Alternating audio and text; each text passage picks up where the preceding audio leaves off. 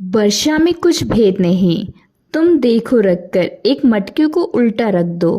वर्षा हो रही है, धुआंधार वर्षा हो रही हो, मूसलाधार वर्षा हो रही हो, और बर्तन को उल्टा रख दो, कैसे भरेगा? वर्षा क्या करे? वर्षा की तरफ कोई कंजूसी नहीं है, मगर पात्र तो सीधा होना चाहिए।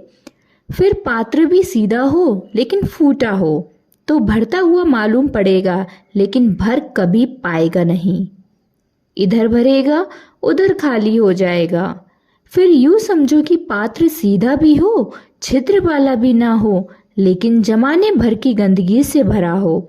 तो वर्षा तो हो भी जाए, भर भी जाए, मगर वह जल पीने योग्य नहीं होगा। वह तुम्हारी तृष्णा को मिटा ना सकेगा। तो ये 3 बातें ख्याल रखनी जरूरी है। पहली बार, पात्र सीधा हो। पात्र सीधा हो इसका अर्थ है तुम्हारा हृदय अंगीकार करने को राजी हो। इसी को श्रद्धा कहते हैं। श्रद्धा का अर्थ है अंगीकार करने की तत्परता, स्वागत, अभिनंदन, बंधनवार। जैसे कोई मेहमान आता है और तुम द्वार पर खड़े होकर पलक पावड़े बिछाए प्रतीक्षा करते हो, राह देखते हो। दरवाजा बंद करके नहीं बैठते, दरवाजा खुला रखते हो कि कहीं मेहमान लौट ना जाए। द्वार पर ही खड़े रहते हो कि आए तो स्वागत की आरती उतारनी है। श्रद्धा का इतना ही अर्थ है कि तुम आओगे तो मेरे द्वार बंद ना पाओगे। पात्र सीधा हो, संदेह से भरा हुआ व्यक्ति उल्टा पात्र है, बंद, अंगीकार करने को राजी नहीं, इनकार करने को तत्पर। फिर छिद्र नहीं होने चाहिए, पात्र सीधा हो और छिद्र ना हो। तुम्हारे जीवन में कितने छिद्र हैं? तुम्हारी ऊर्जा कितने छेदों से बही जा रही है? क्रोध से तुम कितनी ऊर्जा को बहाते हो? पाते क्या हो? पाते कुछ भी नहीं, गवाते बहुत हो।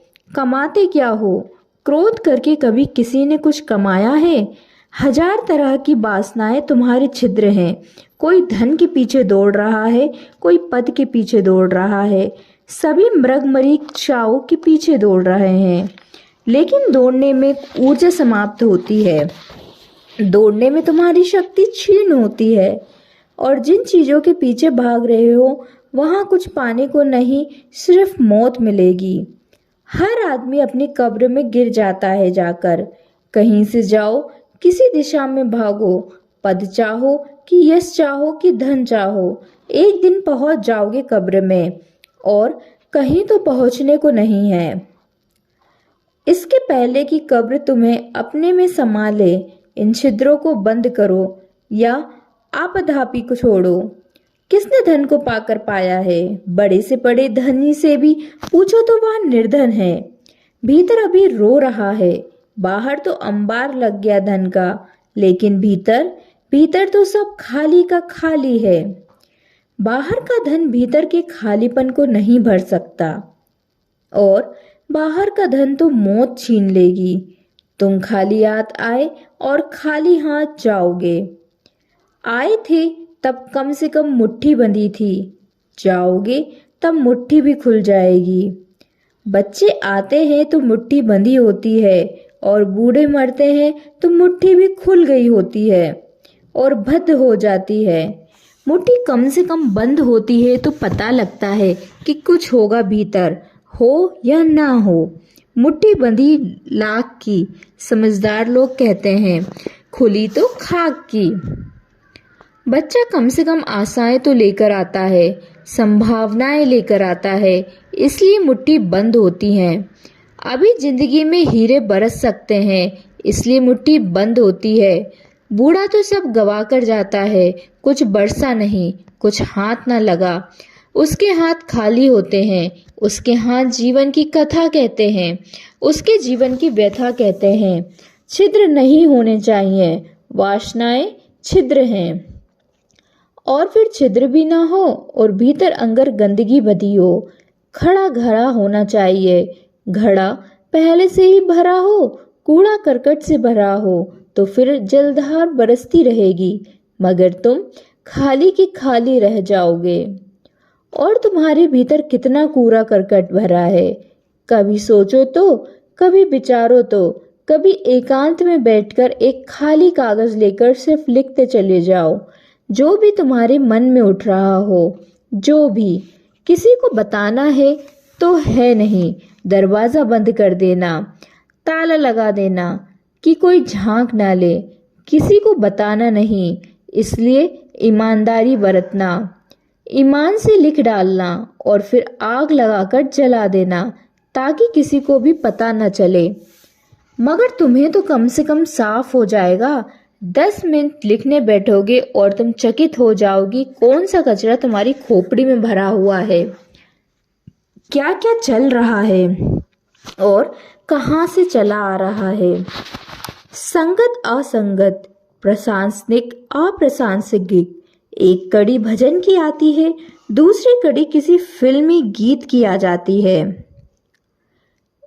पड़ोस में कुत्ता भौंकता है, उसके भौंकने को सुनकर तुम्हें अपनी प्रेयसी की याद आ जाती है जिसके पास एक कुत्ता था। अब चलें, और प्रेयसी की याद आती है तो पत्नी की याद आ जाती है कि इसकी दुष्ट ने तो सब गड़बड़ करवा दिया। अब लगी कोसने अपने को कि किस दुर्दिन में। मैंने मुल्ला नसरुद्दीन से पूछा कि स्त्रियां आपको नमस्कार करती हैं, आप जवाब क्यों नहीं देते। उन्होंने कहा, 20 साल पहले एक स्त्री को जवाब दिया था, उसका फल तो अभी तक भोग रहा हूँ। अब नहीं, अब जवाब नहीं देता। एक दफ़ा भूल कर ली, वही बहुत है। अब उसी से तो किसी तरह बच जाऊं तो काफ़ी है।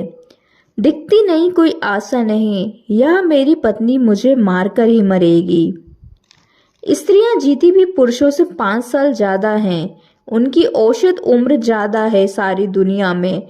परमात्मा ने भी क्या इंतज़ाम किया है कि तुम आशा ही आशा करते रहो, आशा ही करते रहो। मुल्ला नसरुद्दीन रास्ते पर कोई भी ट्रक देखता, बस देखता, एकदम कांपने लगता, पसीना पसीना हो जाता, चाहे सर दर्द सुबह ही क्यों ना हो।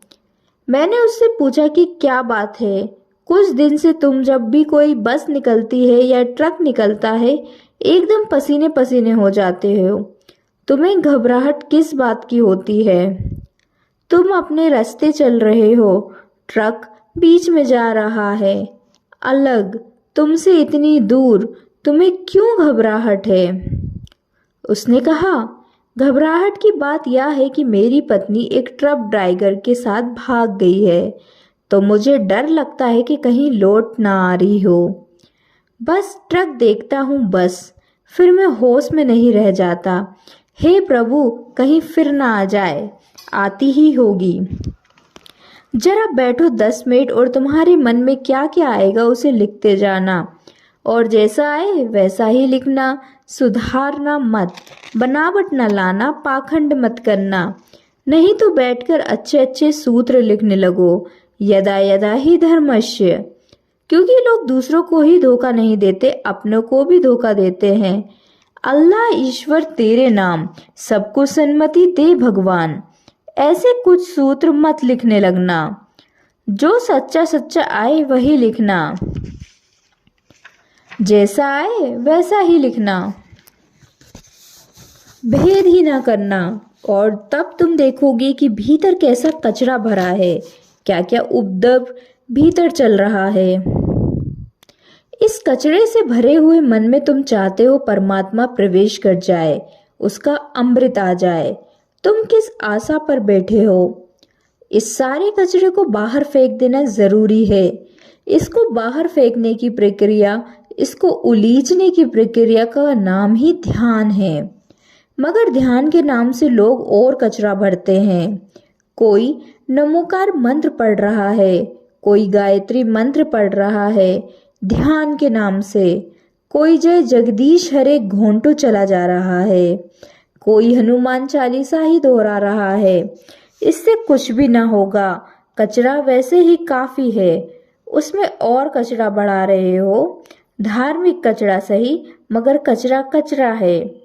धार्मिक हो कि अधार्मिक, इससे कुछ भेद नहीं पड़ता। खाली करना है, ध्यान है, रिक्त होना है, सब कचरा बाहर फेंक दो। बाहर फेंकने की प्रक्रिया सुगम है, सरल है, साक्षी भाव।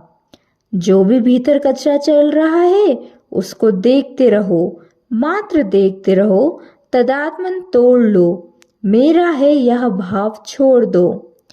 मैं तो दृष्टा हूँ और जो भी मेरे आमने सामने आ जा रहा वह सब दृश्य है, मैं दृश्य नहीं हूँ। बस इस भाव में अपने को स्थिर करते जाओ और तुम धीरे धीरे पाओगे कचरा अपने से जा चुका।